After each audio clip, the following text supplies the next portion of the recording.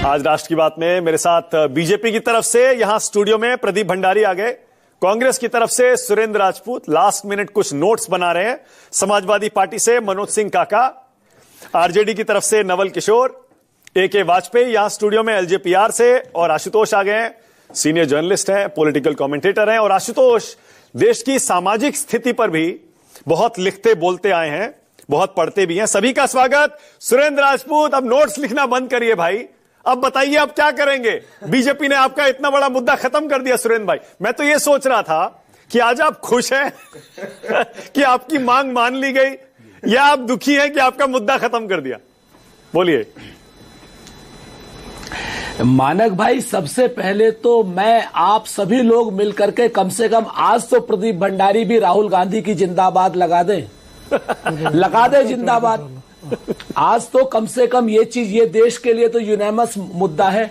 अब से 1 घंटे पहले तक भारतीय जनता पार्टी के लोग जाति जनगणना को जातिवाद बताते थे। इनके मंत्री भी, संतरी भी, प्रवक्ता भी, इनके कोसो कॉल्ड राजनीतिक विश्लेषक भी, और इनके साथी एंकर भी, आपको नहीं कह रहा हूं, और लोग जो हैं सारे के सारे उसको जातिवादी बताते थे। अब क्या बताएंगे? देखिए, बड़ी स्पष्ट चीज है। आज की डेट में केंद्र की भारतीय जनता पार्टी की सरकार राहुल गांधी जी के सामने, इंडिया गठबंधन के नेताओं के सामने, और सारे इंडिया गठबंधन के नेताओं ने एक स्वर में मांग की थी, राहुल गांधी जी का समर्थन किया था, और उन्होंने जाति जनगणना की मांग करके भारतीय जनता पार्टी की सरकार को घुटने पर ला दिया। अभी ये जाति जनगणना पर ही घुटने पर आए, अभी अग्निवीर पर भी आएंगे, मार्क माई वर्ड। अब ये जो जाति जनगणना है, इससे नल का, नील का, कोल का, भील का, पिछड़े का, आदिवासी का, दलित का, महिलाओं का, नौजवानों का, सबका मैपिंग होगा, और मैपिंग होने के बाद पता चलेगा कि देश के संसाधनों पर किसका कितना हक है, और देश में अडानी का संसाधनों पर कितना हक है। ये सारी चीजें जब सामने आएंगी तो निश्चित तौर पर क्लियर होगा कि भारतीय जनता पार्टी क्रॉनिक कैपिटलिस्टों की पार्टी है। कितना आरक्षण बढ़ाना चाहिए, मैंने मान लिया, चलिए आरक्षण देना चाहिए। सुनिए सुरेंद्र भाई, मैं कह रहा हूं मैंने मान लिया, चलिए राहुल गांधी के दबाव में, विपक्ष के दबाव में, उनके कहने पर सरकार झुक गई, मान लिया मैंने। अब क्या करेंगे आगे, ये तो बताइए। अब कैसे उठाएंगे ये मुद्दा? खत्म हो गया अभी तो भाजपा। हाँ, नहीं मानक भाई, मुद्दा खत्म नहीं हुआ, ये तो मुद्दा शुरू हुआ है। भारतीय जनता पार्टी का तो वो हाल है ना, हम लोग तरफ एक कहावत कर, फिसल गए तो हर हर गंगे। हर की पैड़ी पे जो फिसल जाता है वो हर हर गंगे करने लगता है। अभी भंडारी जी को सुनना बड़ा महत्वपूर्ण रहेगा, आज कहेंगे क्या है, कैसे वो ट्विस्ट करेंगे, कैसे अब जाति जनगणना के पक्ष में आएंगे, देखना पड़ेगा। आज प्रदीप भाई के लिए क्या नाम, नाच मुश्किल नहीं है, बहुत मुश्किल है, मुश्किल नहीं है कह रहा, बहुत मुश्किल है, क्योंकि इनका दिल कुछ कहेगा, दिमाग कुछ कहेगा। बड़े गलत टाइम पे पत्रकारिता छोड़ करके आ गए। अच्छा सुरेंद्र भाई, भारतीय जनता, मैं तो उम्मीद कर रहा था, या एक्सपेक्ट कर रहा था, उम्मीद नहीं बोलूंगा, मैं एक्सपेक्ट कर रहा था कि आज सुरेंद्र राजपूत बोलेंगे, ये देखिए उस हमले को आज 8-9 दिन पूरे हो गए, सरकार के एक्शन लेना बस का हो नहीं रहा है, तो देश का ध्यान भटकाने के लिए एक और शिगुफा छोड़ दिया इन्होंने। ये नहीं कहेंगे सुरेंद्र भाई आज? मानक भाई, आप हमें फंसाना चाहते हो, हैं? हम नहीं फंसने वाले, हम लोग बुड़बक नहीं है, जान लीजिए इस बात को। ये सब बुड़बकई का काम भाजपा कराई है, जो नए नए लोग आए हैं। हम लोग काहे कहें भाई, जाति जनगणना से देश में एक क्रांति आएगी, सब लोगों को उनका हक मिलेगा। हम इसकी बात को क्यों करें? और रही बात देश की, मानक भाई, ऑन द सीरियस नोट, जिम्मेवारी से कहता हूं, एक एक भारतीय, एक एक विपक्षी पार्टी का आदमी और एक एक जनता का आदमी, सब लोग चाहते हैं कि आतंकवाद पर कठोर प्रहार हो, और हम सब लोग भारतीय जनता पार्टी की सरकार के साथ हैं, इंतजार कर रहे हैं। और मैं सुरेंद्र भाई, ठीक है, अब आपने देखिए छेड़ दिया ना ये मुद्दा, आपने ये मुद्दा छेड़ दिया, तो मैं वाकई आपकी पार्टी के वरिष्ठ नेताओं की यहां पर तारीफ करता हूं, उनकी दाद देना चाहता हूं कि आपने बाकायदा प्रधानमंत्री मोदी पर वो विवादित ट्वीट, उनकी तस्वीर डिलीट की, और बाकायदा अपने नेताओं को गाइडलाइन जारी की। बहुत बढ़िया किया, बिल्कुल समय की मांग यही थी, बहुत अच्छा किया आपने। लेकिन मैं आपको वापस मुद्दे पर एक सवाल और के लिए ला रहा हूं, जाति गणना पर। अब जब बीजेपी जाति जनगणना करा रही है सुरेंद्र भाई, तो फिर ये ओबीसी, दलित, पिछड़ा जितना भी है, ये बीजेपी के साथ ही जाएगा ना, बीजेपी को वोट देगा ये, क्योंकि वो जनगणना करा रही है। इसमें आप क्यों खुश हो रहे हैं भाई? आपके टीवी चैनल के स्टूडियो में बैठकर अगर वोट बंटते हो तो भाजपा सरकार बना ले, कौन रोक रहा है? ऐसे नहीं होता। ठीक है, जान लीजिए आप। हम आपको एक बात बता दें, जनता में मालूम है कि ये किसने जाति जनगणना कराई है। भारतीय जनता पार्टी घोर सामंतवादी पार्टी है, घनघोर जो है क्रॉनी कैपिटलिस्ट पार्टी है, घनघोर हमारी जातियों के विरोध की पार्टी है। ये कतई नहीं चाहती कि क्या नाम आरक्षण मिले, कि ये कतई नहीं चाहती दलितों को आरक्षण मिले, पिछड़ों को आरक्षण मिले, महिलाओं को मिले। ये बिल्कुल आरक्षण विरोधी पार्टी है, सामंतवादी पार्टी है, सब जानते हैं।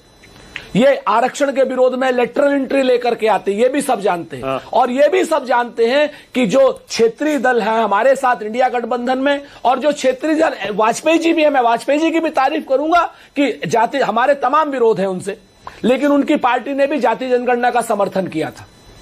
हम इस चीज को लेकर वो हीला हवाली कर रहे थे, सत्ता में रहना है, सत्ता की मलाई चाटनी है, वो अपनी जगह पर है, लेकिन जाति जनगणना का इन्होंने समर्थन किया, मलाई चाटते हुए डबल काम कर रहे, ठीक है ना। तो सच बात ये है कि जाति जनगणना जो है तारीफ और थप्पड़ मार दिया।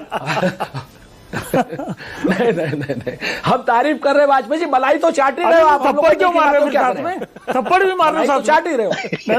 नहीं, हम तो हम बधाई दे रहे हैं आपको। ठीक है, तो आज जो है इस वक्त पूरा जो मुद्दा है, पूरा देश एक मत है। मैं सिर्फ इतना आपको कंक्लूड कर रहा हूं कि जाति जनगणना तो शुरुआत है, अभी जाति जनगणना की भी शुरुआत होगी, संसाधनों को भी बटेगा, संसाधनों की गणना होगी, और उसके बाद संसाधन जब तक हर आदमी के पास नहीं बटेंगे, कांग्रेस के अध्यक्ष, कांग्रेस के नेता राहुल गांधी नहीं रुकेंगे, नहीं झुकेंगे। संसाधनों पर बराबर का हक सबको मिलेगा, इसके लिए जाति जनगणना। ओके, प्रदीप भंडारी। प्रदीप, यहां से शुरू करते हैं कि युद्ध में आप नहीं जाना चाह रहे या पाकिस्तान पे कड़ा एक्शन नहीं ले पा रहे, इसलिए ध्यान भटकाने के लिए आपने ये फैसला लिया है। बहुत सारे लोग ये कह रहे हैं, पहले इस पर जवाब दे दीजिए। पाकिस्तान के आतंक के आकाओं को मुंहतोड़ जवाब मिलेगा। कांग्रेस पार्टी के नेता सिद्धरमैया से लेकर बीके हरिप्रसाद से लेकर उनके जम्मू कश्मीर के कांग्रेस चीफ और तमाम ये लोग जो पाकिस्तान की बैटिंग कर रहे हैं, अभी तक कांग्रेस पार्टी ने इनको सस्पेंड नहीं किया है, वो भी उतने ही घबराए हुए हैं जितने पाकिस्तान के आका घबराए हुए हैं। तो जो लोग पहले भी प्रूफ मांग रहे थे और अभी भी इतनी घबराहट है, वो घबराए ना, इतना बड़ा जवाब मिलेगा कि आने वाली 7 पुश्तियां आतंक की याद रखेगी। ठीक है, अब क्या होता है, मैं आ जाता हूँ। मैं सवाल पूछूं? पूछिए, आपका हक है, पूछिए। तो मेरा सवाल ये, हृदय परिवर्तन कैसे हो गया? चलिए मानक जी, होता क्या है, कैसे हो गया? आप तो हिंदुओं की पार्टी है, आप कहते थे विपक्ष जो है हिंदुओं को बांटना चाहता है, जातियों में बांटना चाहता है, अब आप ही करा रहे हैं जाति गणना। मानक जी, होता क्या है कि जब सुरेंद्र भाई इतना ज्यादा जोश में आदमी ना होश खो देता है और तथ्यों को खो देता है, तो उन्होंने अपने पूरे वक्तव्य में आज आधा पर्सनल मुझ पे कहा, पर कोई बात नहीं, जब मैं तथ्य रखना चालू करूंगा तो एक के बाद वो एक एक्सपोज होते जाएंगे। 18 सितंबर 2024 को 18 सितंबर 2024 को, ये मैं नहीं बोल रहा हूं, इंडियन एक्सप्रेस का एडिटोरियल का न्यूज रिपोर्ट है, आदरणीय गृह मंत्री अमित शाह जी ने एक प्रेस कॉन्फ्रेंस करी थी, जिसमें एक पत्रकार ने उनसे सवाल पूछा था जाति जनगणना का क्या होगा। ये मेरा नहीं, 18 सितंबर उन्होंने बोला कि बहुत सून जो है वो अनाउंस किया जाएगा, वेट करो अनाउंसमेंट के लिए। 18 सितंबर 2024, तो पता नहीं ये किस बात का क्रेडिट क्लेम कर रहे हैं। अब चलिए देखते हैं कि इनको क्या है। राहुल गांधी की पैदाइश है 1970 की, 1931 तक जाति जनगणना चल रही थी। 1941 से 2011 के बीच में इन लोग ने ओबीसी समाज को कभी भी इसमें इंक्लूड नहीं किया। 2010 में मनमोहन सिंह जी प्रधानमंत्री थे, उन्होंने कहा भाई जाति जनगणना होनी चाहिए। कांग्रेस पार्टी ने नहीं करवाया सर्वे और एसएससी नाम का एक चीज कराई, कास्ट एन्यूमरेशन नहीं कराया, जिसमें 4,890 करोड़ रुपए खर्च किए गए और 8 करोड़ गलतियां पाई गई।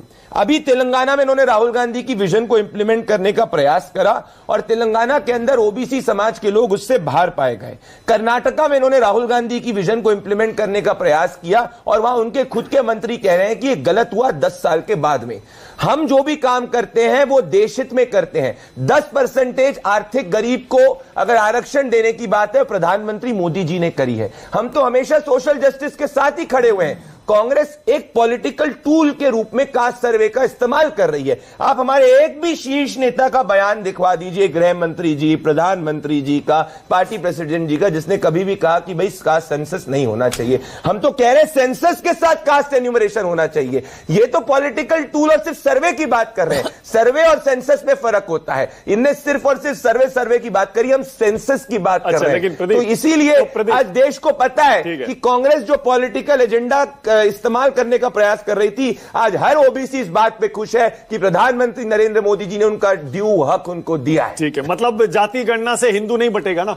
सोशल इंक्लूजन से हिंदू नहीं बटता। हाँ। हिंदू तब बटता है जब कांग्रेस पार्टी हिंदू आतंकवाद जैसे शब्दों का प्रयोग करती है, जब वो कम्युनल वायलेंस बिल लाती है जिसमें वो कहती है कि भैया हिंदू ही है वो एक दंगे का पीड़ित होगा। नहीं, आप डिस्ट्रैक्ट कर रहे हैं, दूसरी तरफ ले जा रहे हैं। नहीं, आप दूसरी तरफ। मैं आज तथ्य रख रहा हूं, जैसे आपने तथ्य रखा। सुरेंद्र राजपूत अब गूगल पे चेक कर रहे हैं, कोई वीडियो निकाल लूं मैं, कोई विकिपीडिया पे। रुकिए, मैं कोई बात नहीं सुरेंद्र जी, कैसे, कोई बात नहीं। जितना आपको पर्सनल को गाली देनी दो, देश का गरीब हमारे साथ था, रुकिए तो और रहेगा। अरे मैं बता रहा हूं कैसे। वो हिंदू आतंकवाद की बात नहीं है। सबसे पहले जब भी दलित, ओबीसी, पिछड़ा इसकी बात होती थी, पीडीए की बात होती थी, मनोज सिंह काका बैठे हैं, तब आप यही कहते थे ना, ये हिंदुओं को बांटना चाहते हैं, मुसलमानों को एकजुट करते हैं, हिंदुओं को बांटना चाहते हैं। तो अब जाति जनगणना से नहीं बटेगा। कास्ट डोमिनेशन और कास्ट रिप्रेजेंटेशन, हम तो एक स्कीम का एडिक्वेट बेनिफिट हर गरीब तक पहुंचाना चाहते हैं। अब मनोज काका मान लो कल को सरकारी स्कीम के फायदे के लिए पाया गया, वो तो गरीब नहीं है, तो हम चाहते हैं कि गरीब को मिले, इसीलिए रिप्रेजेंटेशन चाह रहे हैं। और ये इतने फोटो दिखा रहे, तो राजीव गांधी तो आरक्षण के भी खिलाफ थे। सबसे बड़ी लॉन्गेस्ट स्पीच राजीव गांधी ने अपने इतिहास में कभी दी तो आरक्षण के खिलाफ दी। ओबीसी को कॉन्स्टिट्यूशनल स्टेटस नहीं दी। दोनों का एक मिनट और सुरेंद्र राजपूत, एक मिनट आपका। मैं आपको थोड़ा सा पानी पिलाना चाहता हूं, आप पानी पी लीजिए। आप सामने हंसेंगे, पर जब कैमरा हटेगा तो आपको भी पता है क्या देश के सामने आप एक्सपोज हो चुके हैं। एक दो शायरी भी मार लीजिएगा अपने दिल को और अपने गम को छुपाने के लिए। थोड़ा पानी मैं आपको ऑफर करता हूं। सुरेंद्र राजपूत बोलिए, एक मिनट आपका। भाई ऐसा है, प्रदीप भंडारी से कह दो पानी भेज दे, यहाँ पर हम लखनऊ में हैं, कोरियर कर देंगे। ऐसा है प्रदीप भाई, ये जो नौटंकी आप करते आए हो ना, और ये जो छिथरई कर रहे हो, इससे कुछ जनता को नहीं फर्क पड़ना। आप लोग खुद ही कहते थे हमने मोदी जी का वो बयान निकाला, आपने बयान की चुनौती दी थी, तो हमने मोदी जी का वो बयान निकाला जिसमें मोदी जी कह रहे दुनिया में सिर्फ दो ही जाति है, दो ही जातियां, एक गरीब एक अमीर। और जाति जनगणना के खिलाफ आपने कहा था कि एक बयान दिखा दो। सुनाइए ठीक है ना, और सुनाइए, सुन लीजिए। हाँ सुन लीजिए, सुनाइए। एडिटेड वीडियो नहीं है तो सुनाइए, ओपन चैलेंज।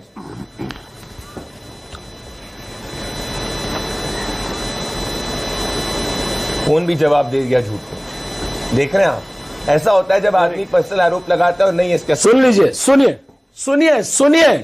सुनिए। अगर आपको सुनाई नहीं दे रहा तो आप या तो बहरे हैं या आप सुनना नहीं चाहते। फोन भी कह रहा है झूठ, प्रधानमंत्री का मैं वीडियो भी भेज देता हूं। नहीं सुरेंद्र भाई, आवाज नहीं आई, आप दोबारा चला लीजिए, कोई बात नहीं, मैं आपको दे रहा हूं और 10-20 सेकंड दे रहा हूं, चला लीजिए दोबारा आराम से।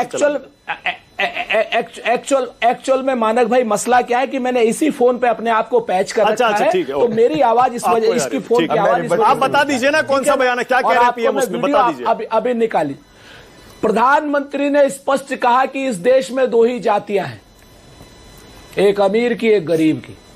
बाकी जाति जनगणना का खेल खेलने वालों को एक्सपोज करने का वक्त आ गया है। ये प्रधानमंत्री का बयान है। प्रदीप भंडारी को हम इसलिए कुछ नहीं कहते, दोस्त हैं हमारे, नए राजनीति में आए हैं। पहले तो वही अपना बंबई में क्या कौन कथक किया करते थे, हम उसमें नहीं जाना चाहते।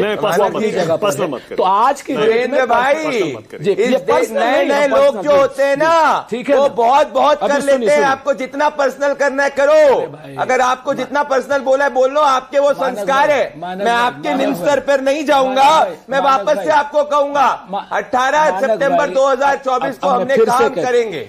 आप घबराएं, आपको जितनी पर्सनल गालियां देनी है दीजिए। आप सभी के संस्कारी हैं, आपकी सोशल मीडिया हेड एक महिला को क्या क्या बोलती है वो सब जानते हैं। और कल किस तरीके से आपने आदरणीय प्रधानमंत्री, अरे महिला विरोधी आप लोग हैं यार, आप काहे को बचाने के लिए जाति जनगणना क्या है ये?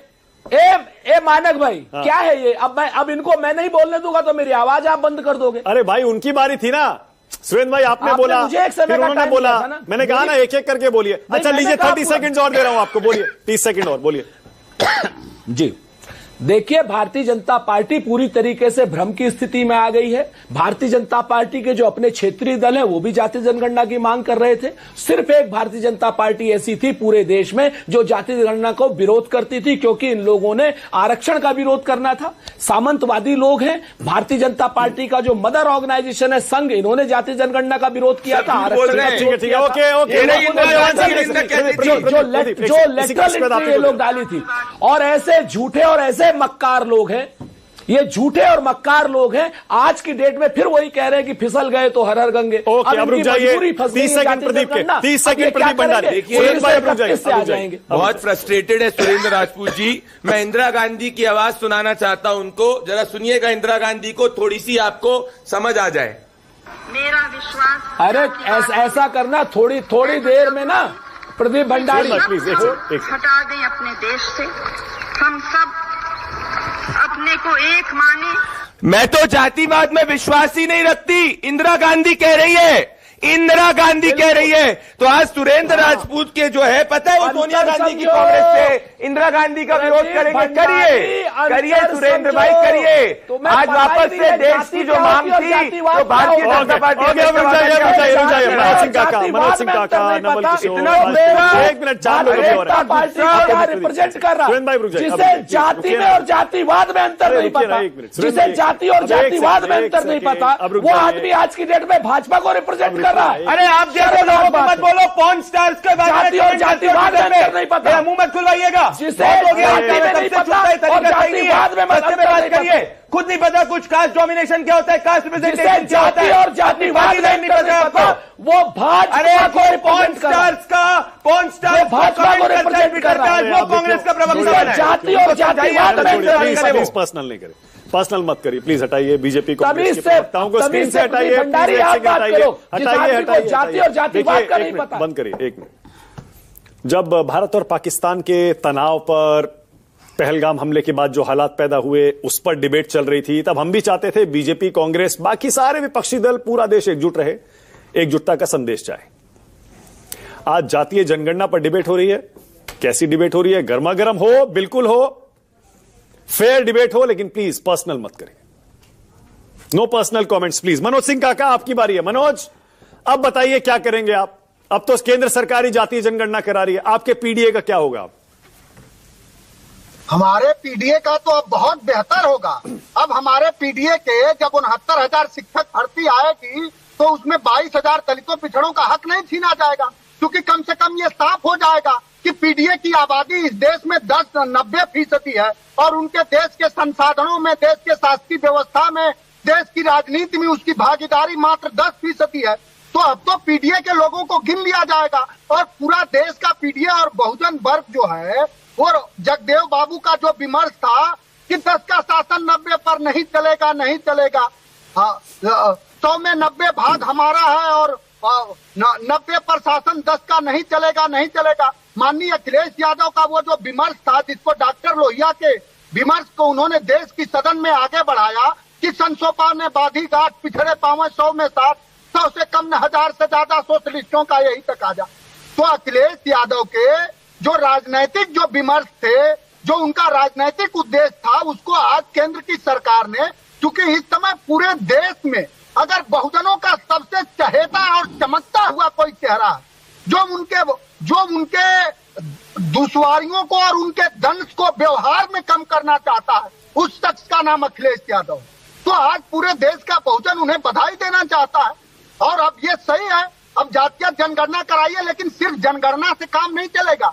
अब ये कहिए कि जब जातिगत जनगणना कराएंगे, जब बहुजनों की आबादी 90% है, तो उन्होंने देश के शासकीय व्यवस्थाओं में, देश के न्यायालय में, इस देश के केंद्रीय सचिवालय में उनकी भागीदारी जब तक तय नहीं हो जाएगी, तब तक समाजवादियों का और पीडीए का विमर्श चलता रहेगा। और पीडीए का विमर्श ही खत्म कर लेने दीजिए। अभी दो आप मुर्गे लड़ा रहे थे, मेरी बात को खत्म करने अरे मुर्गे मत बोलिए भाई, सुरेंद्र भाई और प्रदीप भंडारी को। मुर्गे नहीं है वो। नहीं, मैं मुर्गे उन्हें नहीं बोल रहा हूँ जो बीमार। देखिए, इतना गंभीर विषय चल रहा था और उस पर लोग व्यक्तिगत हो रहे थे।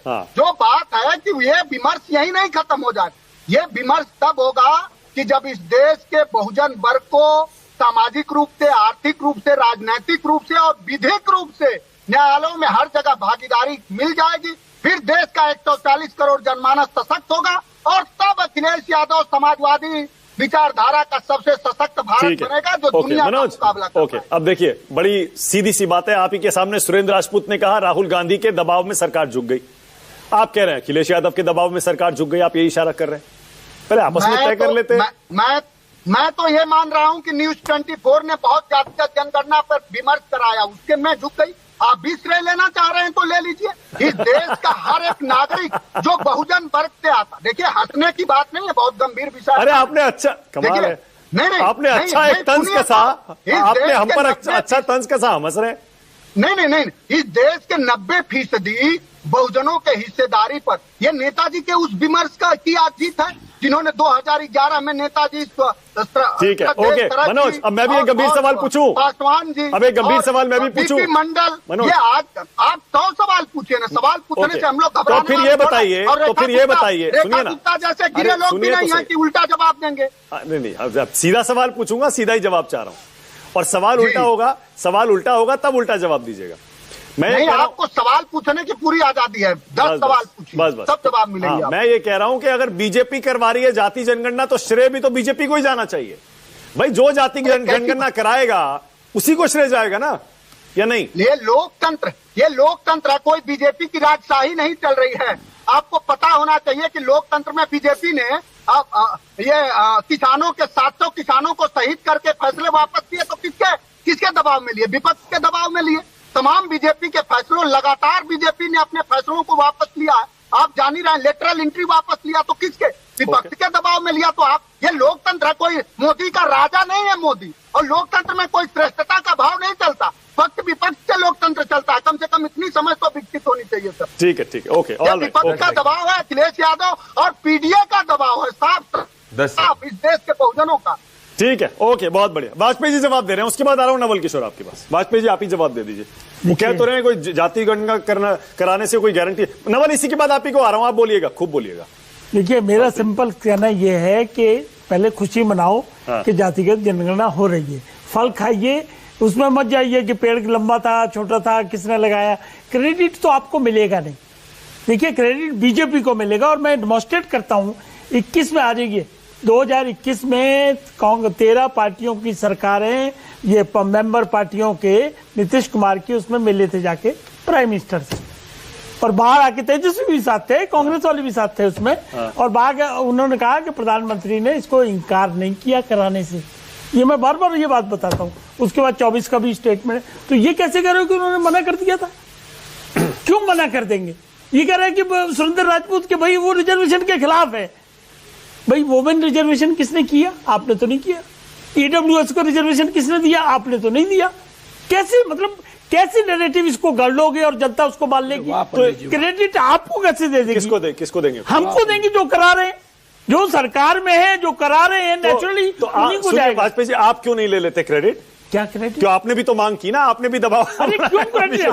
हम तो हिस्सा है उनका, अलायंस पार्टनर, साथ है। ये हमको कॉमन क्रेडिट मिलेगा ही मिलेगा। आपको नहीं मिल सकता कि राहुल गांधी के दबाव में ये कर दिया या अखिलेश के दबाव में ये कर दिया। तो इतना टाइम कैसे लग गया? देखिए, हमने उस वक्त भी कहा था टाइम पर मत जाइए। ये तो अभी फिर कहेंगे कि कब कराओगे, कब कराओ। इनका नेक्स्ट क्वेश्चन यही होगा कि कब कराओगे। आज अनाउंसमेंट हो गई, कल कराइए, परसों कराइए। ये मांग तो इनकी काफी टाइम से चल रही है ना। मांग इनकी टाइम से क्या, ये मुद्दा कितने साल से चल रहा है बताइए? क्या चल रही है? हम तो तब से 70 के दशक से ये बात कर रहे हैं। तो इनकी मांग क्या है, उसमें कंटिन्यूस कर रहे हैं। और ये आज की डेट में ये बिल्कुल रेलेवेंट है कि जातिगत जनगणना हो जानी चाहिए। कहीं यूपी के रिजल्ट से जो झटका लगा इस बार लोकसभा में, ये राजनीतिक विषय कहीं उससे तो नहीं ये समाज के उत्थान कैसे किया जाएगा, विकास कैसे होगा उनका, ये उसका मामला है। और उसको चलते हुए मोदी जी बड़े सेंसिटिव तरीके से इसको लेके आए हैं। क्रेडिट इनको जाने का मतलब ही नहीं होता किसी सेंस में। अब नवल किशोर, अब नवल आप ही बोलिए। पहले तो यही बताइए कि बिहार चुनाव को देखते हुए आपको लगता है कि सरकार ने यह फैसला किया है क्या? माना कि देखिए, रिक्वेस्ट के बावजूद भी आपने मुझे 35 मिनट रोका। मैंने बोला था 5:30 में मेरी फ्लाइट, मैंने निकलना पड़ेगा, फिर भी आपने इतना देर। लेकिन एक सबसे महत्वपूर्ण बात सुन लीजिए, किसी को क्रेडिट देने से नहीं मिल सकता है, ना किसी को क्रेडिट लेने से मिल सकता है। ये आप भी जानते हैं मानक जी, हम लोग इतिहास और राजनीति विज्ञान के छात्र हैं और पूरा डॉक्यूमेंटेड है हिस्ट्री में। वही तय करेगा कि रोल किसका क्या था, झूठ कौन बोल रहा था, चाल चरित्र चेहरे की सच्चाई क्या थी। 96 में देवगौड़ा सरकार ने पहली बार कैबिनेट का फैसला लिया जिसमें तय किया गया कि 2001 के सेंसस में जातीय जनगणना कराई जाएगी, जिसको वाजपेयी और आडवाणी की सरकार ने नकार दिया, नहीं कराया। आपको ये बताना चाहिए था। दूसरी बात ये बताना चाहिए था कि लालू जी के दबाव में, मुलायम सिंह की जगह दबाव में, शरद यादव के दबाव में, तमाम समाजवादियों के दबाव में 2010-11 में भी उसमें उस समय भाजपा ने भी मांग किया था और उस दबाव में संसदीय बहुमत के आधार पे, सर्वदलीय बैठक के आधार पे जो 2011 का कास्ट सेंसस हुआ, एससी हुआ। लेकिन आपने ये बात नहीं बताई और ये भी नहीं बताई कि संसद के पटल पे जो होम गृह राज्य मंत्री बिहार से यहाँ थे नित्यानंद राय जी ने, उन्होंने कहा कि कास्ट सेंसस हो ही नहीं सकता है।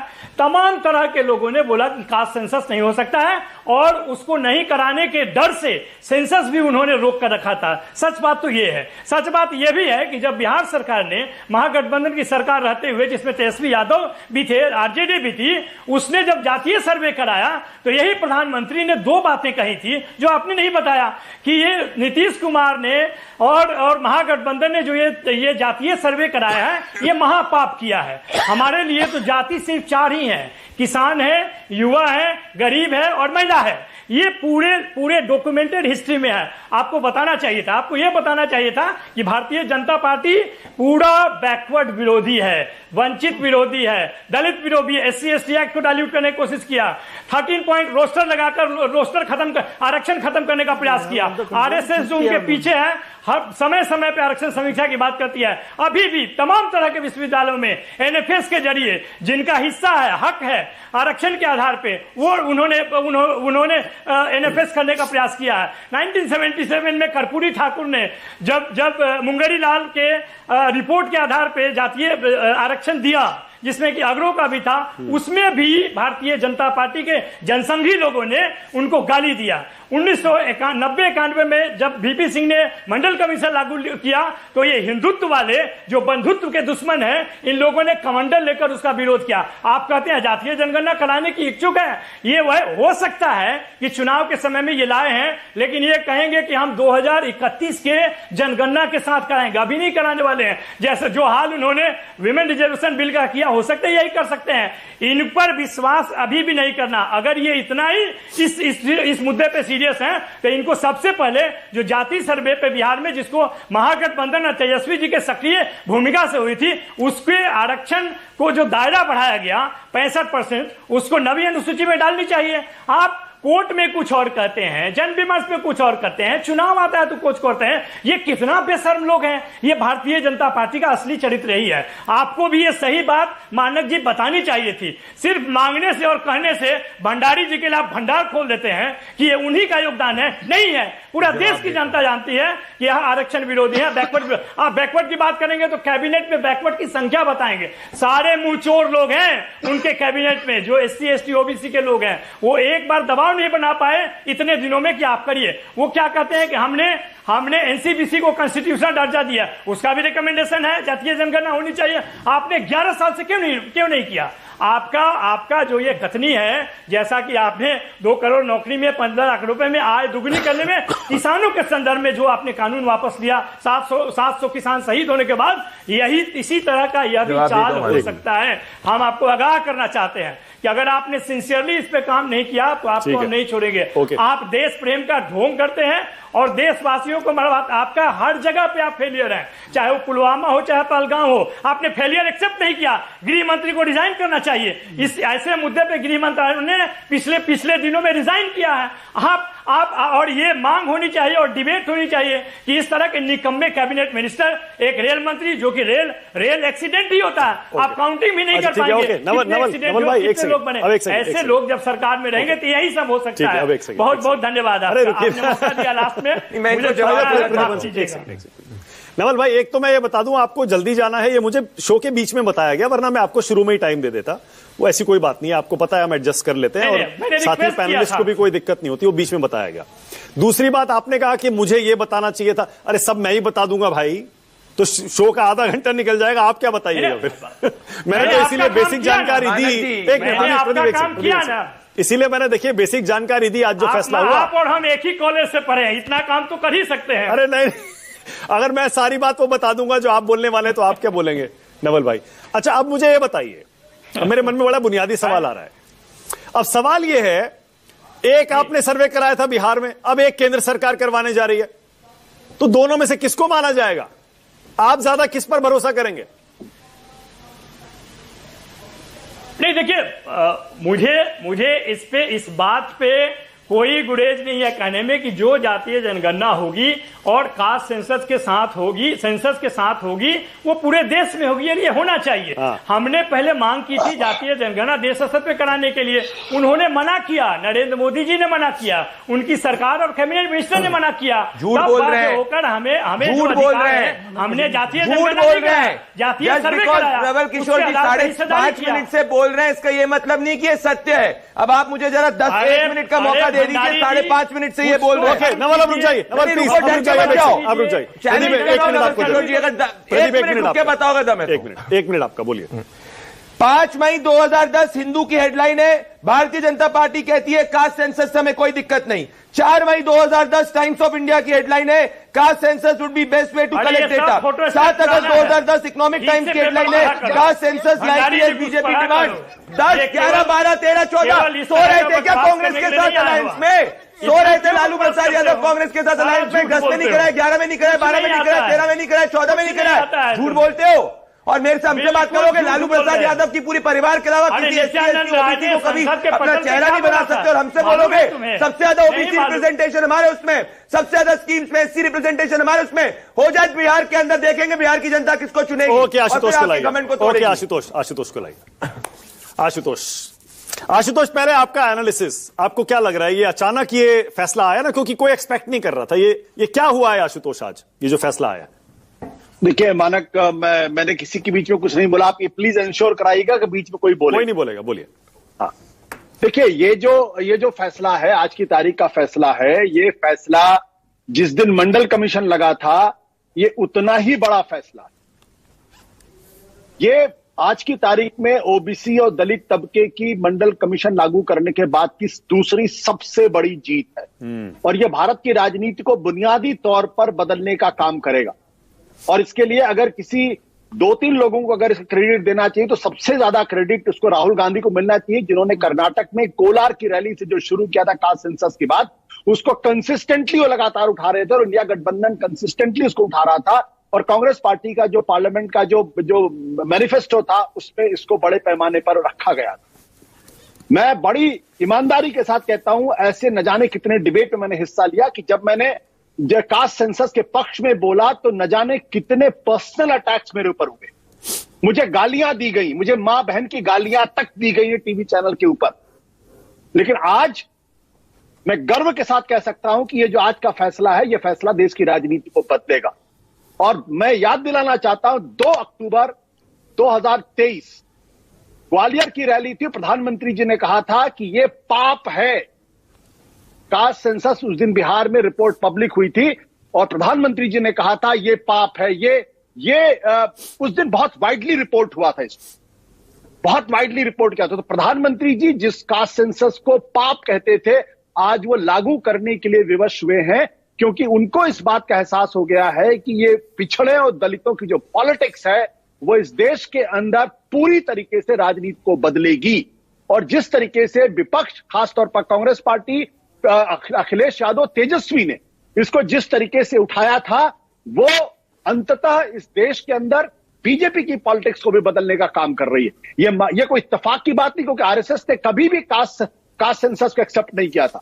वो हमेशा मानते थे कि ये कास्ट सेंसस जो है ये हिंदू यूनिटी के प्रोजेक्ट को कमजोर करेगा और बांटेगा, इसलिए उन्होंने इसे एक्सेप्ट नहीं किया। लेकिन जब दबाव पड़ने लगा तो पलक्कड़ की सभा के बाद दत्तात्रेय हाउसबुले ने कहा कि कास्ट सेंसस हो लेकिन वेलफेयर के लिए हो, राजनीति के लिए नहीं हो।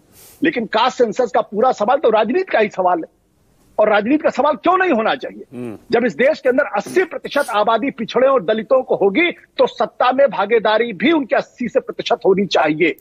ये जो कुछ एक तबका जो समाज के अंदर 14-15% है, और वो सारे सत्ता के प्रतिष्ठान पर कब्जा किए बैठा हुआ है, तो उसको तो अपना हक छोड़ना पड़ेगा।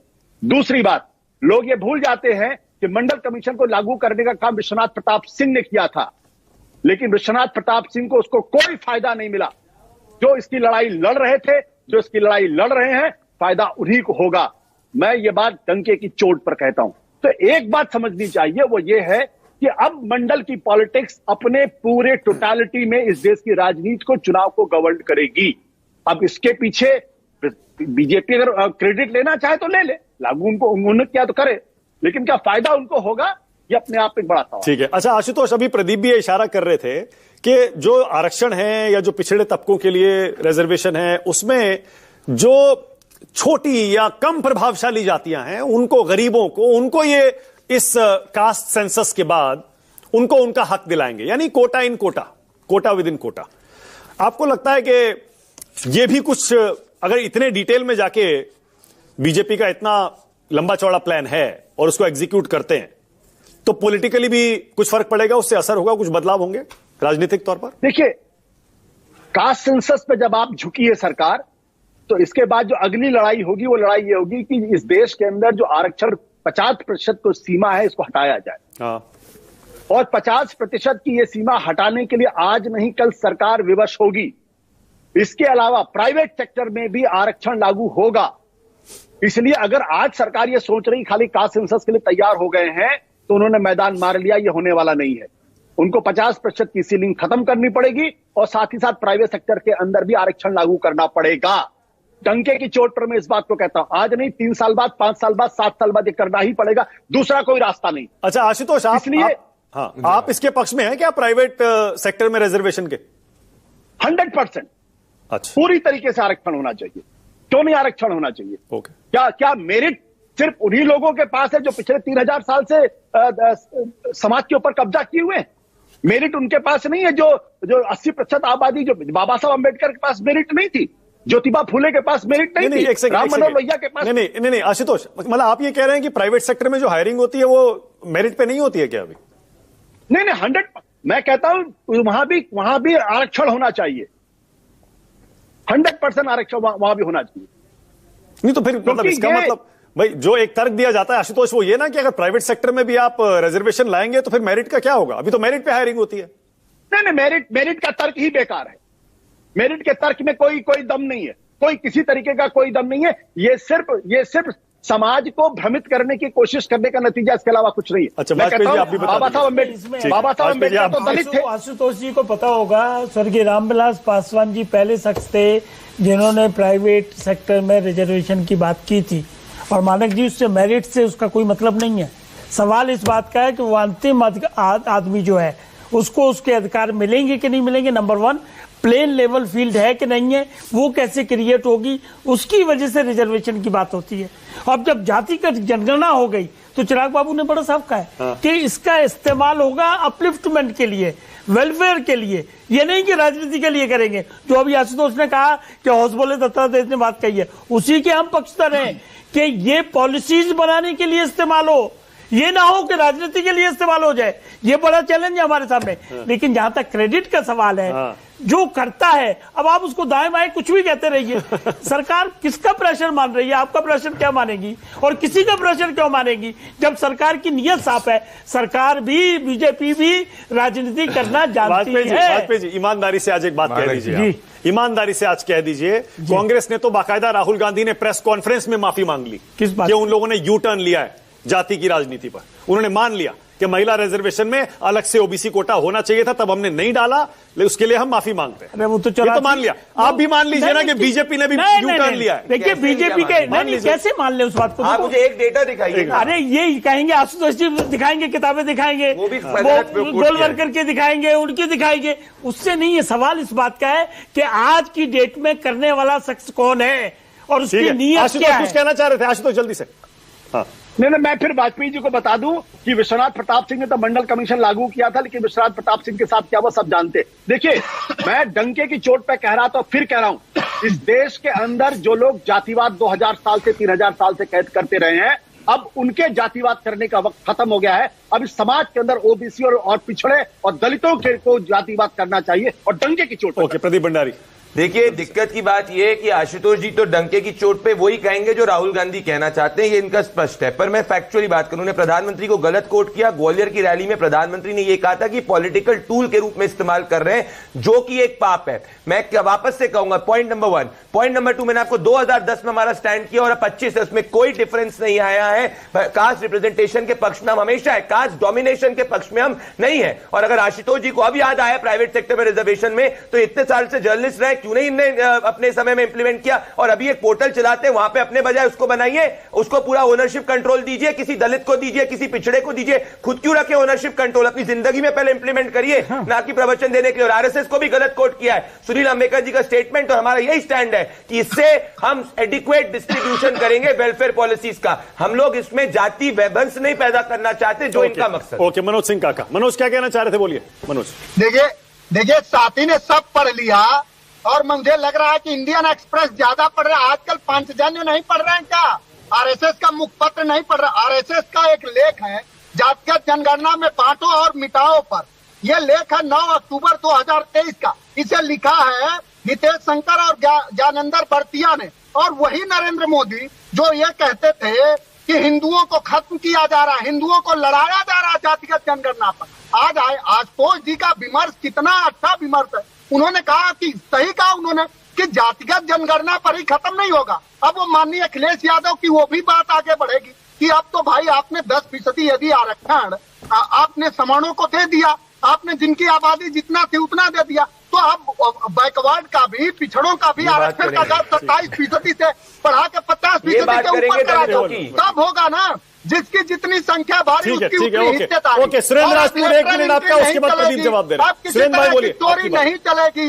अब सिर्फ चलेगा तो पीडीए का जो जयप्रकाश नारायण की सप्त क्रांति थी और जो लोहिया का था, वो ठीक है। मनोज, सुरेंद्र राजपूत बोल रहे हैं, प्लीज। सुरेंद्र राजपूत, सुरेंद्र भाई आपकी बारी।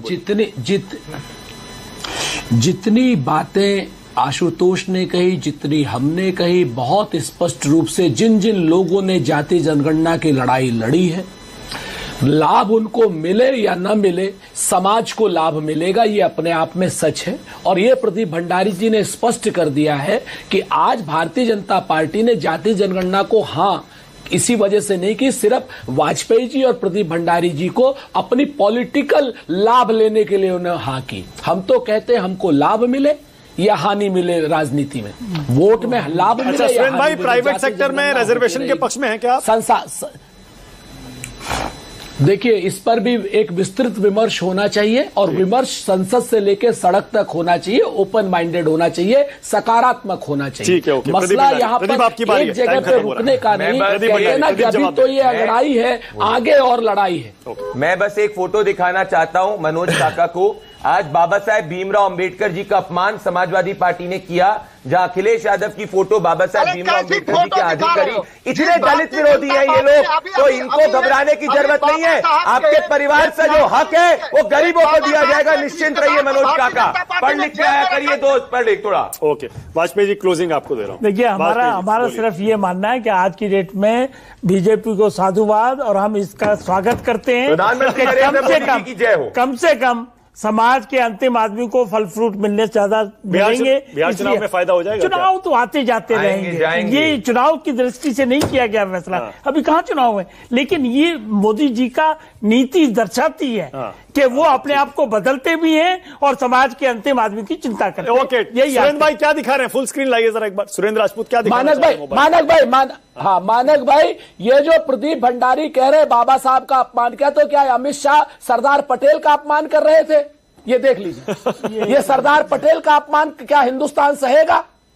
बताएंगे प्रदीप भंडारी है हिम्मत, है हैसियत, है हौसला। ऑफिशियल कार्यकर्ता ने दिया है, आइटम फोटो दिखा रहे हैं। ये लीजिए, ये लीजिए, ये देखिए। अरे देखिए ना, ये देखिए। Thank you so much.